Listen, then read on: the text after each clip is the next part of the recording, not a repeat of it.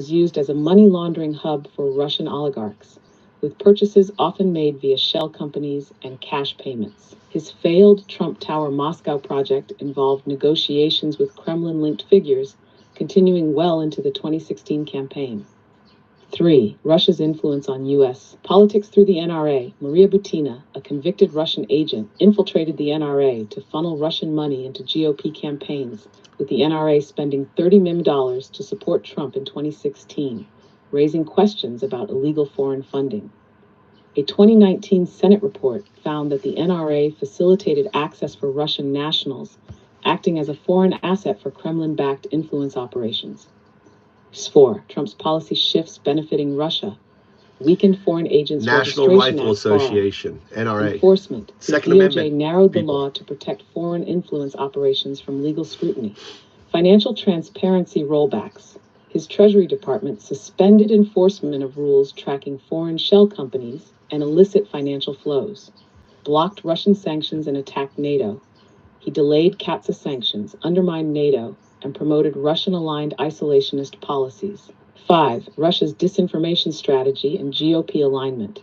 Russian-backed disinformation campaigns use X, formerly Twitter, and far-right media to radicalize the MAGA base. Trump's rhetoric aligns with Kremlin interests, attacking Ukraine support and spreading election fraud conspiracies. Dark money networks linked to Russian oligarchs have funded Trump-allied PACs, embedding Russian influence deeper into the GOP.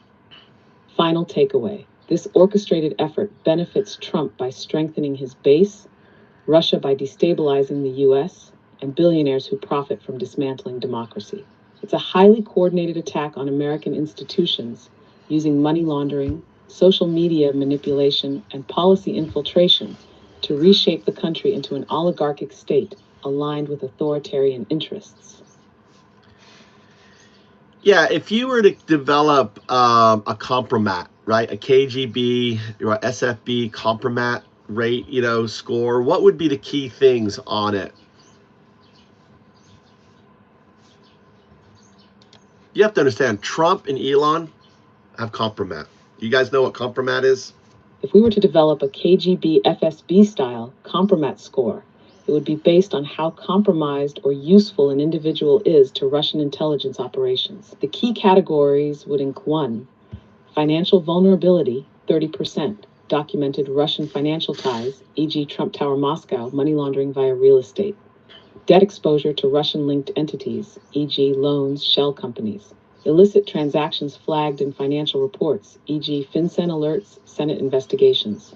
2. Political influence and policy alignment, 25%. Track record of pushing Russian-aligned policies, e.g. opposing NATO, blocking Ukraine aid, delaying Russian sanctions.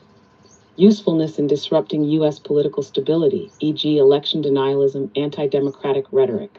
Ties to Russian-backed lobbyists or dark money groups, e.g. NRA infiltration. 3. Blackmail potential, 20%. Compromising personal behavior, e.g. sex scandals, illegal financial dealings, hidden assets. Known interactions with Russian intelligence operatives, e.g. Maria Butina, Kremlin-linked meetings. Unverified but plausible compromat material, e.g. Trump's 2013 Moscow stay, Epstein connections. And 4. Media and disinformation reach, 15%. Amplifies Russian propaganda through personal or media platforms, e.g. Tucker Carlson, Tenet media influencers. Engagement with Russian disinfo networks, e.g. Musk boosting Kremlin-backed accounts. Pushes narratives that weaken U.S. democracy, e.g. election fraud, DIA fear-mongering. Chimp, legal and intelligence risk, 10%. Under U.S. federal investigation for Russian ties, e.g. Mueller report, Senate inquiries. Potential for indictment on espionage, FARA violations, or financial crimes. Previous attempts to obstruct investigations, e.g. Trump firing Comey, Manafort deleting emails.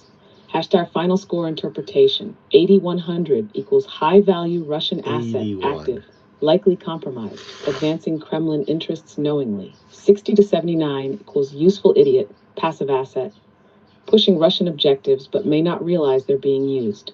Not a 40 to 59 opportunistic sympathizer, has Russian ties but primarily motivated by personal gain. 9039's non-compromised, no major vulnerabilities or Russian influence. Trump, Musk, and GOP figures like Ron Johnson and J.D. Vance would rank high on this scale based on documented